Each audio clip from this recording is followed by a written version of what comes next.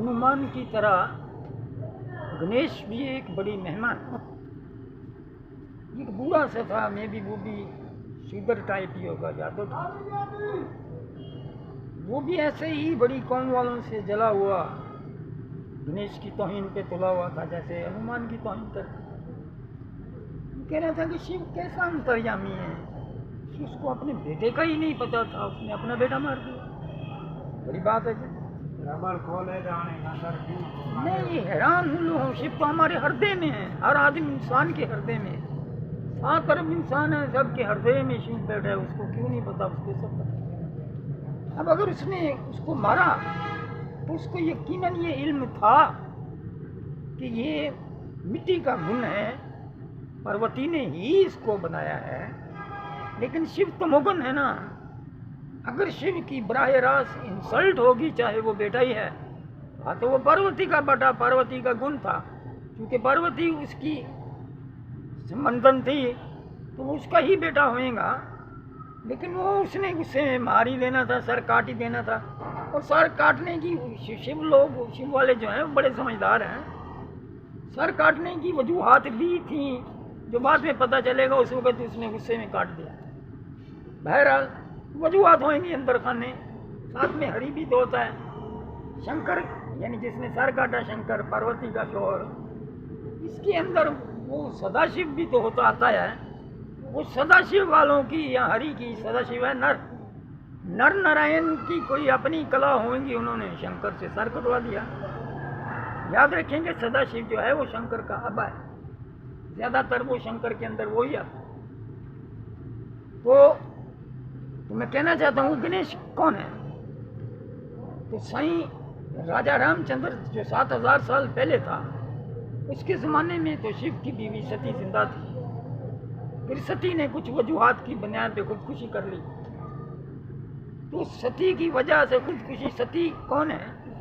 सती इस पृथ्वी के ऊपर बिछी हुई मिट्टी है जो 10-20 फुट ऊपर होती है, जिसमें से ज़रायत निकलती है, दरख्त, पहाड़, ये वो निकलते हैं। तो जब सती ने खुद को आग लगा ली तो ज़मीन भी जल गई। जैसे ये पाकिस्तान में बलोचिस्तान है, इंडिया में भी राजस्थान है, वो सऊदीया है, वो इधर उधर जितने सहरा हैं, ये जले हुए काले पत्थर जहाँ आपको नज़र आते हैं, वो सती की वजह से। सती ही हंगलाज माता कहलाती है। बाज़े बेवकूफ़ समझते हैं कि वो शेरा वाली होंगी, ऐसा नहीं है, वो सती है।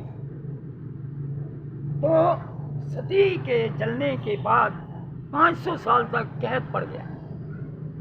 तो वो कहत की वजह से जो है वो ये जो इधर मौजूदारू वाले लाड़काना के पास है, ये उसी सती के मरने की वजह से ही हिजरत करके निकल गया। आज से 6500 साल या 100-200 ऊपर, यानी जब कहत पड़ा तो ये लोगों ने हिजरत कर ली, यहाँ से निकल गए तो किसी ज़राइती इलाके में की तरफ। तो कहने का मकसद ये था कि सती के 500 साल बाद हिमालय पहाड़ में एक ज़लज़ले से फटा और उसके अंदर से एक छोटी पहाड़ी निकली जिसको पार्वती बोलते हैं। असल में इसका नाम है पर्वती, यानी पहाड़ी। पहाड़ी यानी मिट्टी। तो सती भी मिट्टी थी। ये दक्ष प्रजापति की बेटी थी। दक्ष प्रजापति भी फरिश्ता है, इंसान नहीं है। लोगों को ये बेवकूफ़ों को समझ नहीं लगती कि कौन देवता है, फरिश्ता है, कौन क्या है। अजीब दुनिया है। तो वो पार्वती जो पहाड़ी है वो भी मिट्टी थी, और चूंकि वो शिव के चक्कर में थी, किसी ने उसके कान में डाल दिया किसी वजह से। और शिव भी ज़मीन का डिप्टी कमिश्नर है, शंकर है वो ज़मीन का डिप्टी कमिश्नर है।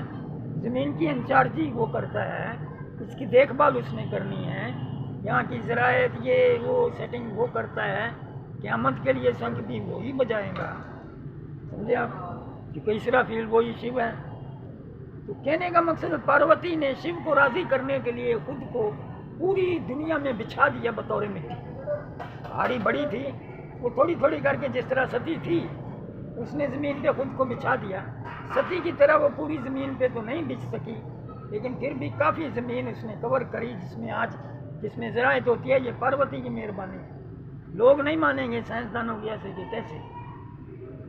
तो वो पार्वती फैल गई, पार्वती मिट्टी थी।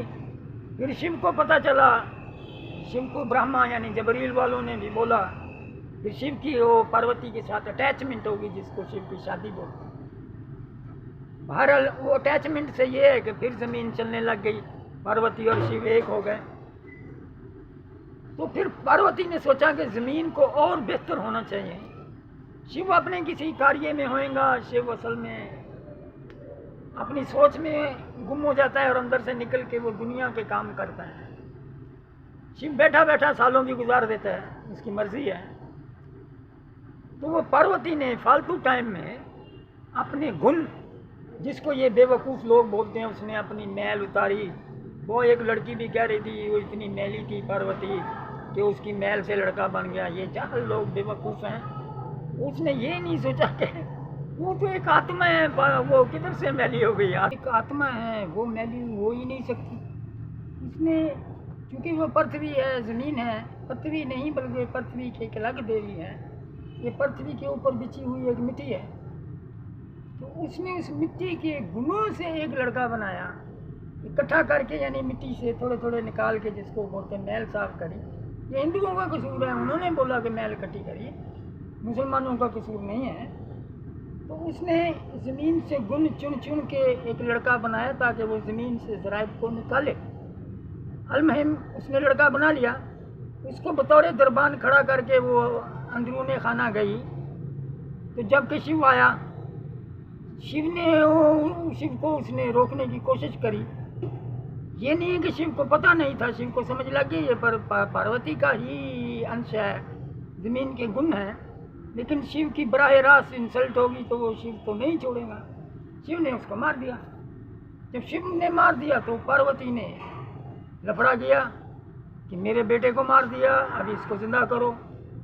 तो शिव ने भी वादा किया। शिव ने हरि से पूछा कि साईं अब क्या करें। हरि ने उसको बोला कि भाई वो जो भी अभी आगे जानवर मिले उसका सर काटो और इसको लगा दो, क्योंकि इसका सर तो कर्तकियों के हाथ में चला गया, वो भी वापसी वो सर नहीं लग सकता। गुणों में चेंजिंग करनी होगी, कोई वजूहात होंगी जो हम इंसानों की समझ में नहीं आती।